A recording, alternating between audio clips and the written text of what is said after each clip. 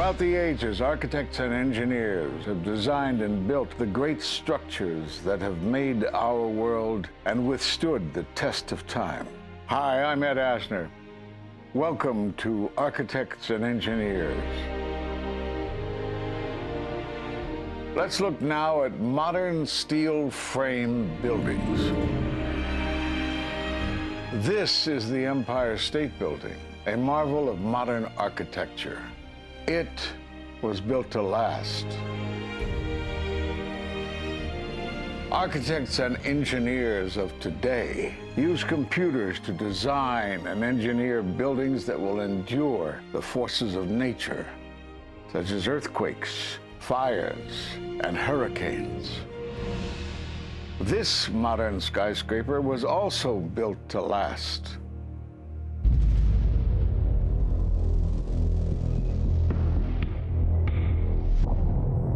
We've seen buildings completely destroyed like this before, but only when done intentionally. Danny Jowenko is the expert on this in Europe. What did he say? Dit is controlled demolition. Zeker weten. Zeker weten. Er is nagesprongen. Dit is in opdracht gebeurd. Het heeft een team gedaan van experts. Let's compare.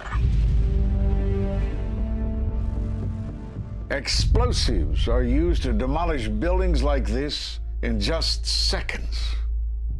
Okay, so it's a controlled demolition. What's the problem with that?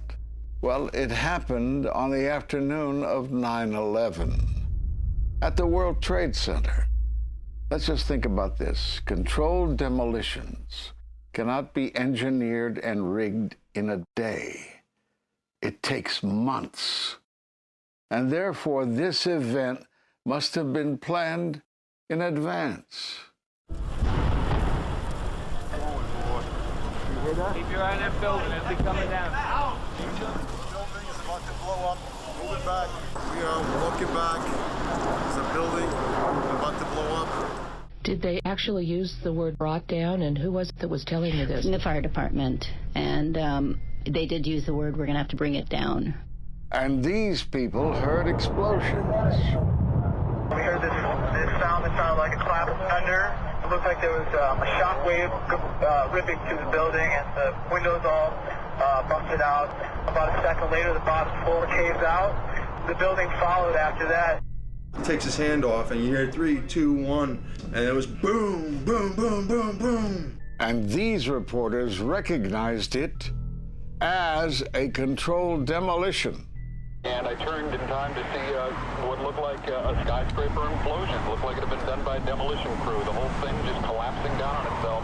For the third time today, it's reminiscent of those pictures we've all seen too much on television before, when a building was deliberately destroyed by well-placed dynamite to knock it down.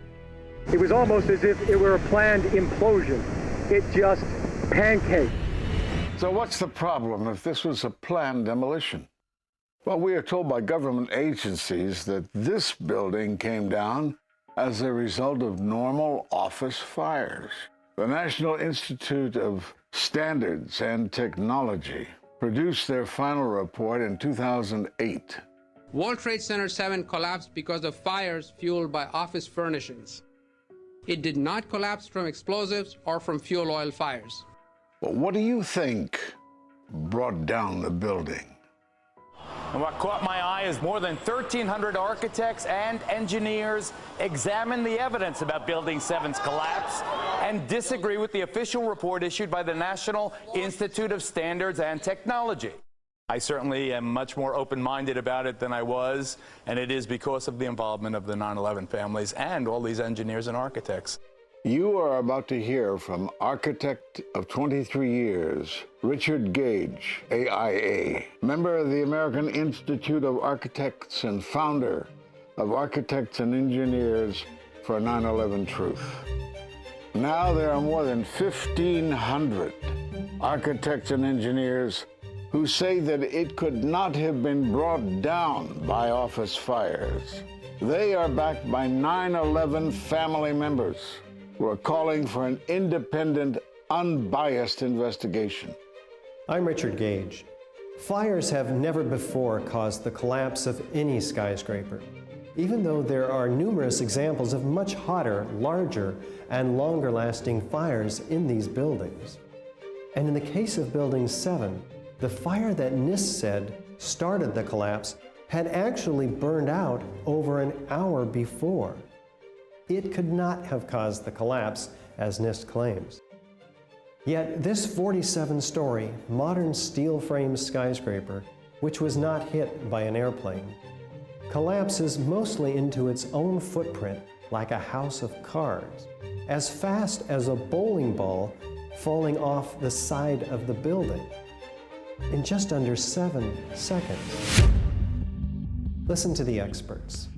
Building number 7 descended in free fall for the first 100 feet, which means that there was absolutely no resistance to the descent whatsoever. NIST has admitted it went into free fall for 8 stories. And going from motionless to free fall instantly, that's a bothersome part of the puzzle because NIST never explained it. We've got a building that came down in its own footprint, so all of the columns really needed to be severed at the same time in order for that structure to fall the way that we saw. The symmetry is the smoking gun. The whole building completely comes down in one continuous motion. There couldn't have been any structural resistance. According to NIST, the failure occurred at column 79 on level 12. They're talking about a single columnar collapse or failure that resulted in a total collapse of the building. It is possible that you could have a local failure as a result of a connection failing. But the likelihood of that failure dragging the entire building in such a fashion that all the columns would fail at the same time is an impossibility. Impossibility? Yes. What I saw, it was a classic implosion. The center of the core, the penthouse area, starts to move first, and then the building follows along with it. I'd like to know why NIST excluded the document from FEMA in Appendix C that documented the evidence of melting steel. Why is this forensic evidence not being included in the report? In an office fire, you cannot generate enough heat to melt steel. And yet we have evidence of molten iron. R.J. Lee Company, USGS, and Dr. Stephen Jones's work, all three separately found these microspheres. In the dust, we found what we characterize as unreacted thermitic material in the shape of some very tiny red-gray chips, which have different properties, and in the reaction they produce molten iron, which is the prime indication of a thermitic reaction. And such a reaction can be used to destroy steel structures.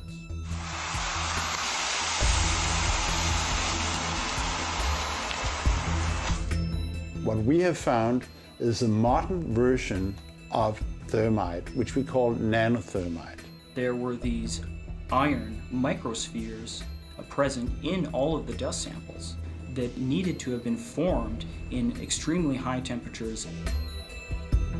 I've independently seen thermitic activity within 2 separate independent samples of World Trade Center dust. My contention, based on finding thermite residue in the dust, is that it happened before. It didn't happen after in the fires that ensued in the rubble pile afterwards. All the characteristics of the microspheres tell me that thermite was involved in melting those steel beams.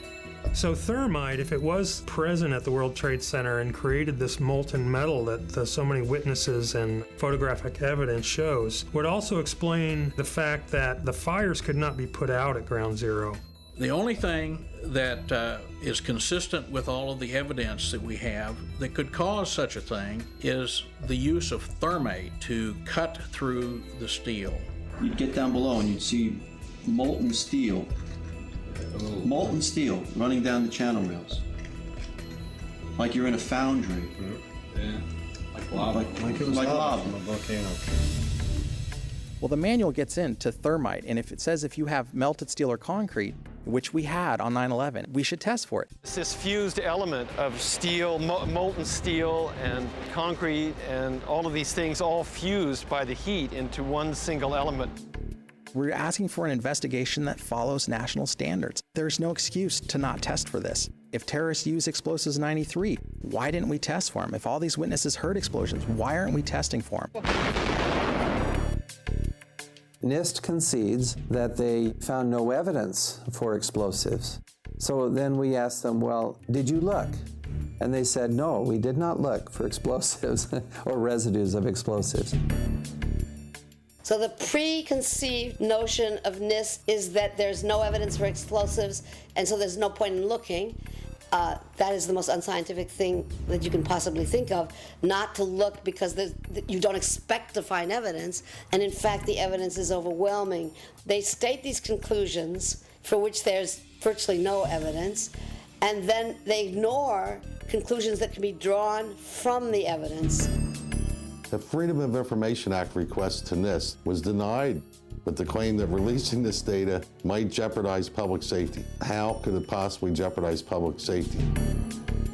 The destruction of evidence was a criminal act in itself. It was already being carted away and destroyed when the FEMA investigators got there about a month after September 11th. You can't do science when you are deprived of the evidence and when your hypothesis is the least valid instead of the most likely. When the most likely hypothesis in the case of Building 7 wasn't even mentioned.